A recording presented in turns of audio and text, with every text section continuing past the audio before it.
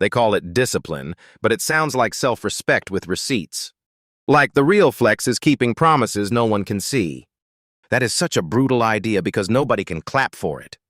Exactly. No audience and no applause, just you and the alarm clock. But wait, is that really freedom or just a prettier cage? That is the whole trick, though, because the cage is the impulses. Right, and if your cravings run your life, you are not free at all. That sounds harsh, but also annoyingly true. The wild part is that they flip discipline from restriction into agency. So self-control is not about becoming smaller. It is about becoming less reactive. Less drama, more choice, basically the adult upgrade package. But people hear discipline and think punishment, not liberation. Because we confuse structure with oppression when structure is what makes movement possible. Like a train track is limiting, but also the reason the train arrives. Bro, that was almost too clean, but yes, exactly that. And the Stoic version is even colder because it is about inward control first. Not controlling people, not controlling outcomes, just your own standards. Which is funny because controlling other people is the hobby of the insecure. Oh, that is nasty and probably true for half the internet. The Marcus Aurelius example is wild because he had absolute power and still chose restraint. He gave away power instead of hoarding it, which is almost illegal today. And that says something huge about leadership, because the best leaders do not copy themselves. They adapt to people, instead of demanding everyone become their clone. That alone should end half the management books on earth.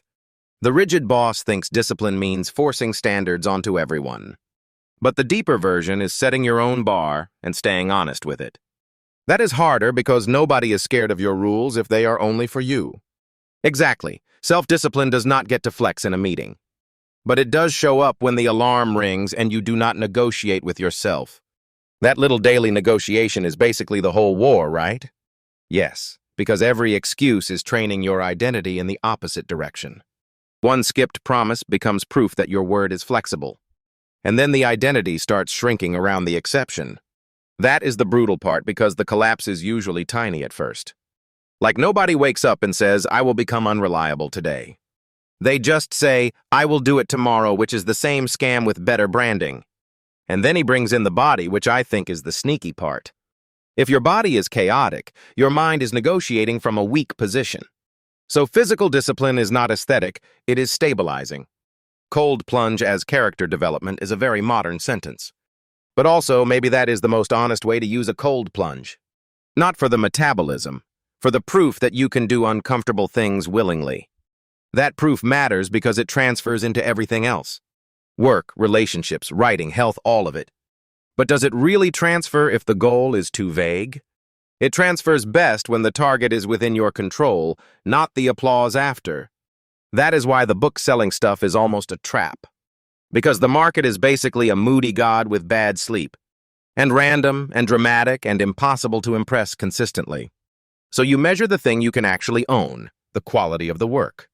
That feels calmer but also more ruthless. It is ruthless because it removes excuses. The algorithm cannot ruin your standards if it never had access to them. That is such a good line. It should annoy every creator online. And then there is this idea that writing clarifies thought better than talking. Which is rude because talking feels so productive while writing feels like suffering. Talking is cardio for the ego, writing is labor for the soul. Okay, that was dangerously good. Because writing forces structure, contradiction, sequence, and honesty. You cannot wing your way through a book and pretend that is wisdom. You can wing a tweet, not a worldview. That should be stamped on a hoodie somewhere. And I think that connects back to self-discipline, because writing is also a kept promise, especially if nobody is forcing you to do it. Exactly, it is just you choosing to sit there and make meaning, which is annoying because that means the answer is always your behavior. Bro, they really keep making it come back to us. That is so disrespectful. And when things go wrong, Stoicism does not say pretend it is fine. It says the event is real, the response is yours. That is the power of the obstacle becomes the way. The bad thing is not the end of the story. It is the shape of the next move. And that is where the ego gets cooked, because control gets exposed as fantasy. Failure, rejection, being fired, all of it reveals what you are actually attached to. Usually the attachment is way more embarrassing than we wanted to admit. Like status, being right, looking impressive, all the fun little addictions. The deeper move is to catch that feedback early before life has to scream it. Journaling, coaching, reflection, any of that is basically damage prevention. Therapy for the ego before the universe does it aggressively. That is a terrifying but accurate service description. And maybe that is the through line here. Discipline is not punishment. It is the quiet system that keeps you from becoming your worst mood. That is almost too simple, which is why nobody wants to do it. Because simple is offensive when you wanted a hack. But the hack is boring, and boring is usually durable. So the real question is not, can you get motivated? It is, can you keep a promise tomorrow? And then again the day after that? Which is unfortunately how empires, books, and decent lives get built. All right, let us pause there because that is already a lot to chew on. And in episode 2, we get into the messier part. Purpose, suffering, and what actually counts as a good life. Wait, the whole argument is basically that self-control is freedom. That is annoyingly clean, which means it is probably true. Because we keep calling freedom the thing that lets us do less. But the Stoic move is, freedom is doing what you said you would do. Right, not doing whatever impulse showed up with the snacks. Which honestly is most people's definition of a Tuesday. And that is where it gets uncomfortable, because discipline sounds like punishment. But he keeps flipping it into peace, not punishment. The point is, you stop being yanked around by every mood, urge, and opinion. Basically, the mind becomes less like a circus and more like a chair. A very expensive chair, but still a chair. And he is really strict about that distinction too. Discipline is not being harsh with other people. It is being exacting with yourself and flexible with everyone else. That is the part people hate, because it removes the fantasy of control. You cannot force the world to match your standards. You can only decide whether your standards survive contact with reality. And Marcus Aurelius is the perfect example because he had absolute power. Then he gives half of it away to someone totally unlike him. That is such a wild power move. He did not make his brother into a clone. He adjusted himself to reality instead of demanding reality become him. That is leadership right there. Not the LinkedIn version, the actual one. The actual one is way less photogenic. And then Epictetus makes it even sharper because the guy is literally a slave. Yet he is freer than the emperors around him. That part really messes with modern people. Because we assume money, status, and access equal freedom. But if your calendar owns you, you are still owned. If your assistant is basically your nervous system, that is not freedom. He is saying the real chains are appetites, ambition, fear, and approval addiction. Which is brutal because those chains are invisible and socially rewarded. Exactly, so nobody pats you on the back for escaping them. They usually clap when you get more trapped. They clap hardest when you are busiest and least alive. That is why the daily promise matters so much. The tiny promise, not the grand dramatic one. Make the bed, go for the walk, write the page, keep the appointment. Because if you keep the small ones, the big one becomes believable. And if you break the little ones, you are training yourself to lie. That is the ugly truth nobody wants on a motivational poster. Would look terrible in gold lettering. But it is why the whole self-esteem thing is not separate from discipline. Your self-story is just evidence repeated enough times. If you keep showing up, you become someone who shows up. If you keep bailing, you become the guy who bails. The algorithm inside you is not subtle at all. And that is why the all-or-nothing mindset is such a trap. Because it gives you an elegant excuse to quit completely. You miss 3 days, then your brain says the week is ruined, so why bother? Very efficient self-destruction, honestly. Your brain is a talented little lawyer. The Stoic move is much less glamorous. You just get back on the wagon while it is still moving. Not when you feel transformed, just immediately. Because maintenance is always cheaper than rebuilding. And that is true physically, emotionally, professionally, all of it. Which brings us to the body thing, because he does not let people dodge that either. You cannot be mentally disciplined while treating your body like trash. That is annoying because it ruins the fantasy of purely spiritual discipline. Sorry, your thoughts live in a body and pay rent there. Walks, cold plunges, runs, lifting, whatever it is, the point is friction. Do one hard physical thing every day so the mind remembers who is in charge. And that has nothing to do with being extreme. It is just proof that you can obey yourself. Which sounds silly until you realize most people cannot even do that. The cold plunge example is perfect because nobody is excited about it. You are not doing it for the feeling in the first 10 seconds. You are doing it because the discomfort is the training. That is the weirdest kind of reward system ever. And somehow it works better than most self-help nonsense. Because the payoff is delayed, and that is where discipline actually lives. No immediate applause, no instant transformation, just the muscle. Same with writing, same with business, same with losing weight, same with basically anything worth having. Speaking of writing, that part about clarity was strong. Writing forces you to find out what you actually think. Your head can lie to you in circles, but a page is rude. A page is incredibly disrespectful in a good way. Because when you write it down, the contradictions show up immediately. And then the idea either survives or it dies. That is probably why the really serious thinkers love journaling. They are basically arguing with themselves in real time. The practical thing I keep coming back to is standards. If success is based on what other people do, you are cooked. But if it is based on whether you met your own standard, you are free. Even if the market ignores you, the clip flops, the book underperforms. Exactly, because then the scoreboard is inside your control. That is a much less glamorous scoreboard, but probably the only honest one. It also explains why so many huge successes still feel miserable. They kept winning externally while losing internally. That is not freedom, that is just a prettier cage. A prettier cage with better lighting. And then the crisis piece gets even deeper. Because Stoicism is not pretending bad things do not happen. It is asking what part of the response still belongs to you. The obstacle becomes the way because the obstacle changes the task. You do not get to choose the cancer diagnosis, the firing, or the loss. But you do get to choose whether you become bitter, useful, or brave. That is such a hard sentence to live inside. But it is also weirdly comforting. Because it says suffering is real without saying suffering is total. And that is the whole move, right? Not denial, not drama, just response. Extremely unsexy philosophy, devastatingly useful.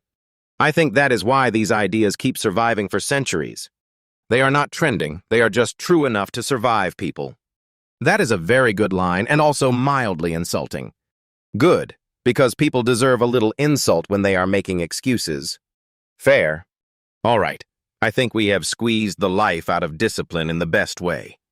Next episode, we get into the messier stuff. Purpose, suffering, and what a good life actually is. The brutal part is that nobody is stopping you, which is worse. Your excuses are usually just very polite forms of self-sabotage. That sounds harsh, but honestly, yes. And the weird twist is that discipline feels like a cage at first. Then later you realize the cage was your impulses. That is annoyingly elegant. Right, because the Stoic argument is not about becoming robotic. It is about not letting every craving run your calendar, which is basically how most of modern life is built. Every app is screaming, every habit is engineered, every excuse is ready-made. The economy does love a distracted person. Bro, that is evil and true. And that is why self-control feels almost rebellious. Like, not because you are trying to impress anyone, because you are refusing to be yanked around. That is actually freedom, even if it looks boring from the outside. Boring is underrated when the alternative is chaos. Exactly, and chaos always markets itself as spontaneity. That is such a nice spin on being undisciplined. But I do think people get trapped by the all-or-nothing thing. They miss one workout and suddenly they are a lost cause. One missed salad and the whole identity is ruined. Exactly, and that is ridiculous. The real skill is not purity, it is returning. Coming back without drama, without the performance, without the self-hate. Just back on the wagon, back in motion. That is such a healthier model than identity collapse. Because identity collapse is also convenient, right? It gives you a dramatic reason to do nothing tomorrow too. Stop, that is too accurate. And this is where the little promises matter so much. Making your bed, waking up when you said you would, doing the walk. Those are not tiny if they are teaching your brain who you are. Right, you are basically training a witness inside yourself. A witness that says he does what he says. Or more dangerously, he just talks. The second one is the default for a lot of us. And the body is the fastest place to prove or disprove that. Because physically hard things do not negotiate with your mood. A cold plunge does not care about your identity crisis. It is the most honest therapist on earth. It just asks whether you are going to step in. And that moment says a lot. Not about the plunge, about the person meeting the plunge. That is the whole point, really. People keep acting like discipline is punishment. But the Stoic version is more like insurance against weakness. Or maybe like a savings account for your future self. That is a very podcast-friendly metaphor, but yes. You deposit effort now, and later you can actually handle life. Which is why the freedom thing makes sense to me. Because if you can handle yourself, fewer things own you. That is inconvenient for capitalism and wonderful for humans.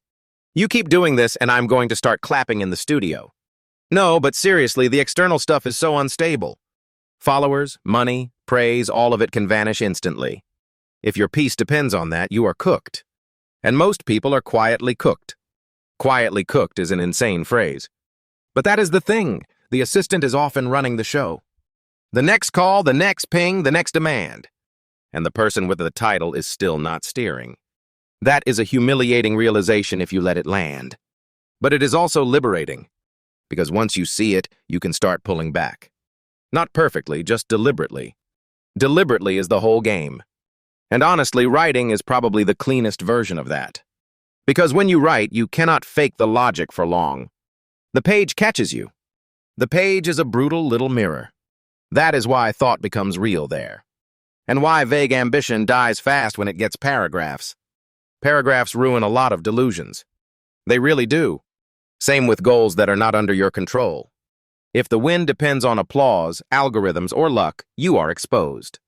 But if the win is, did I do the work? That is yours. That changes the emotional math completely. It becomes possible to be proud without being dependent, which is such a better place to live from. Less glamorous, more sane. And maybe that is the real Stoic flex.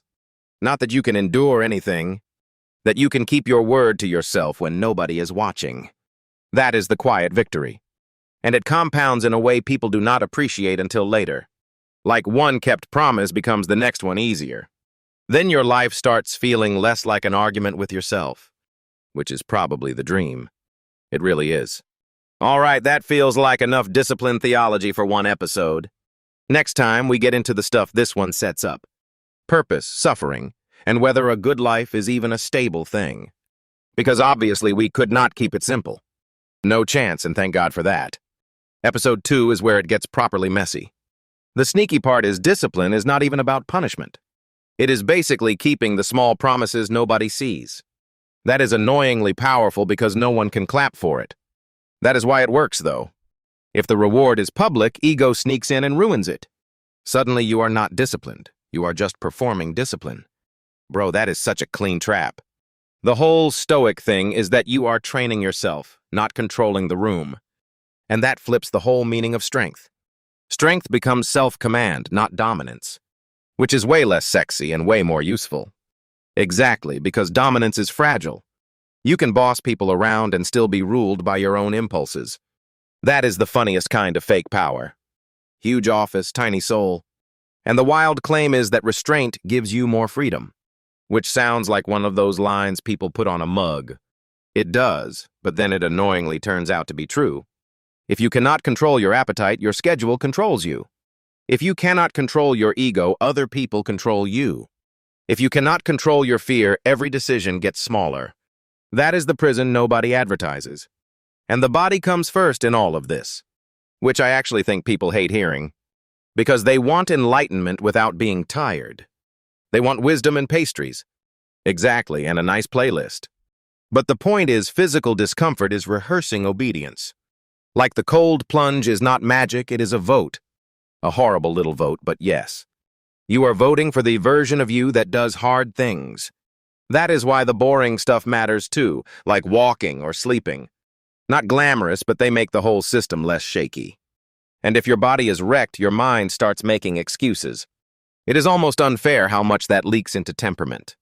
People think they need motivation, but they need baseline maintenance. The really interesting part for me is the broken promise loop. One missed thing becomes a story about who you are. And then your brain starts writing fan fiction about your failure. You skipped the gym once and now you are a morally collapsed person. Absolutely ridiculous, but that is how it feels. The Stoic move is to not identify with the miss. The event happened, but the self is not the event. That is huge, because otherwise people think one bad week is identity. One bad week becomes one bad year if you let it. And all or nothing thinking is secretly a little scam. It gives you a legal way to quit. Yes, that is the ugliest part of it. If you miss a day, the question is whether you resume immediately, not whether you can rewrite your entire personality by noon. The brain loves that dramatic nonsense. It is just avoidance in a costume. I also love the idea that you should do the verb, not the noun. Because people sit there asking if they are disciplined, like it is a horoscope. Am I a disciplined person today, universe? Check the chart and tell me. But the action is the answer. You are not a writer because you admire writing. You are a writer because you write. That same thing applies to discipline, confidence, everything. The self is basically built by repeated actions, which is why beliefs feel so sticky. Because your brain keeps proving your own story to itself. If you think you are lazy, you will keep noticing laziness. If you think you are capable, you will keep collecting evidence. That is the part that feels almost too simple. But simple is not easy, obviously. I think that is why writing matters so much. It forces you to see your own nonsense in daylight. The page is a brutal friend. It does not care about your vibes. It really does not. Writing turns fog into structure. And structure is what makes the hard thing doable. That is why the daily practice idea is so interesting. One page a day sounds almost insultingly small, which is probably why it works. It keeps you in conversation with the material. You are not just consuming philosophy, you are living inside it. That seems like the whole thing. And then there is the brutal part about external validation. If your standards depend on clicks or applause, you are cooked. Cooked and emotionally seasonally confused. One viral post and you think you are a genius. One flop and you think you should move to a cave. That randomness is exactly why you need internal measurement. Did I do the work I said I would do? Did I move the thing forward at all? Did I make a positive contribution today? That is a much saner scoreboard. What I keep coming back to is the freedom claim, because it sounds backward until you live it. The more rule-bound you are, the less chaotic your life gets. And the less chaotic your life gets, the more options you actually have. Which is the part people miss when they think discipline is a cage. The cage is impulse, not discipline. That is a nice line, annoyingly. It is also why setbacks cannot be treated like identity collapse. You get knocked off, you get back on. Not glamorous, just decisive. The easy out always looks smarter in the moment. Then it quietly charges interest. That is exactly it. And honestly, that is the whole moral danger here. Not that you fail, but that you keep negotiating with yourself. Every little negotiation teaches you who is in charge. Usually, it is the laziest voice in the room, which is why the daily win matters so much. Run, walk, lift, write, pray, whatever it is. Just do something that proves you can keep a promise. That is the cleanest way to put it. Because once you trust yourself, everything gets lighter. And if you do not trust yourself, every goal feels expensive. That is such a good way to end this part. We have definitely squeezed the discipline stone enough for one episode. Yeah, it has officially been emotionally juiced. Next time is where the whole thing gets tested under pressure. Purpose, pain, and what happens when life ignores your plans. Which is extremely rude of life, honestly. Episode 2 is where we find out what survives the wreckage.